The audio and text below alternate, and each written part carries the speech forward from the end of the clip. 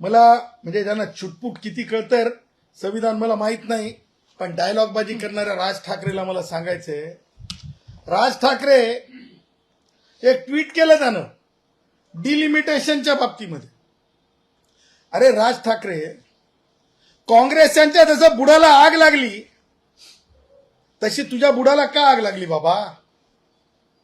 कारण तुला वाढीव संख्या एससी एसटीची नको का आमदारांमध्ये खासदारांमध्ये? त्या मनसेतल्या एससी एसटी भावांना मला सांगायचंय, ओबीसी भावांना सांगायचंय, हा त्या राज ठाकरेचा डीएनए आहे वैचारिक. हा विरोधी आहे. ओबीसीचा विरोध वाढू नये का जागा? एससी एसटीचे खासदार आमदार जास्त होऊ नयेत का? आणि मला हे त्यांना सुनवायचंय राज ठाकरेला की अशा प्रकारे तुमचं वर्तन हे स्पष्ट आणि सिद्ध आहे की तुम्ही हे सगळं बोलताना ते माननीय जे मुख्यमंत्री असतील किंवा उपमुख्यमंत्री असतील त्यांच्या कानात जाऊन चुचू चुचू चुचू बोलता. कारण तुमचे सगळे धंदे जे आहेत महापालिकेशी संबंधित आहेत, टेंडरशी संबंधित आहेत तुमचे सगळे धंदे. परंतु लक्षात ठेवा,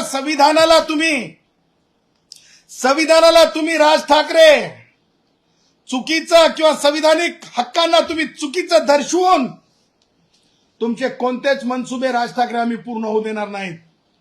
महाराष्ट्राच्या सरकारला माझी हात जोडून विनंती आहे की हा प्रश्न निषेधाचा ठराव येणाऱ्या उद्याच्या जी म्हणजे महाराष्ट्राच्या मंत्रिमंडळाची बैठक असेल त्या बैठकीमध्ये 33% महिलांचे हक्काच्या जागांचे मारेकरी काँग्रेसी, त्याचबरोबर एससी एसटीच्या जागा डिलिमिटेशनमुळे वाढू शकतात, खासदार आमदार वाढू शकतात, त्यांच्या हक्काचे मारेकरी अशा प्रकारचा निंदाजनक ठराव महाराष्ट्राचे मुख्यमंत्री देवेंद्रजी, महाराष्ट्राचे उपमुख्यमंत्री एकनाथरावजी शिंदे, त्याचबरोबर महाराष्ट्राच्या उपमुख्यमंत्री पवारताई यांनी आणावा आणि केंद्राच्या पटलावर ज्या प्रकारे वर्तन काँग्रेसने केलं, ज्या प्रकारे महिलांच्या हक्काची इज्जत घालवली, महिलांच्या हक्काची काँग्रेसने इज्जत घालवली, त्या सगळ्या बाबी